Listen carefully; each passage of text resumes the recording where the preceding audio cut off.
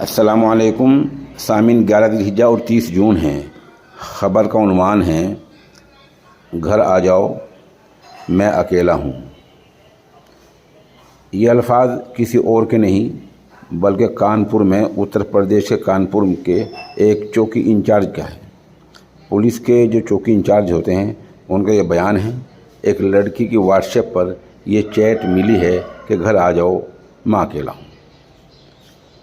लड़की के सरपरस्तों ने आला अफसरान से शिकायत की तो डीसीपी ने इस चौकी इंचार्ज को मुअत्तल कर दिया, निलंबित कर दिया है। ख़बर थोड़ी तफसील से सुनिए।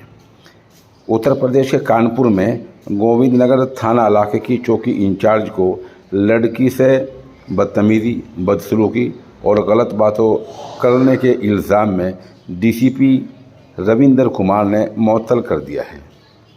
इस मतलब की व्हाट्सएप चैट वायरल हुई है। जांच के बाद उसको मुअत्तल किया गया है।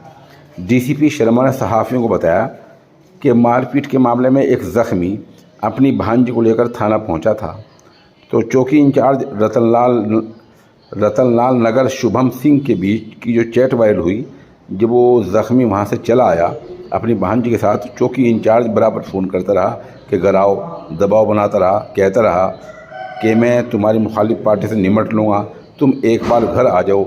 ऐसी बातें वायरल हुई हैं। जब इन लोगों ने आला अफसरान से रुजू किया तो उसको मुअत्तल कर दिया गया है। अब देखना ये है कि आगे सज़ा और कितनी मिलती है।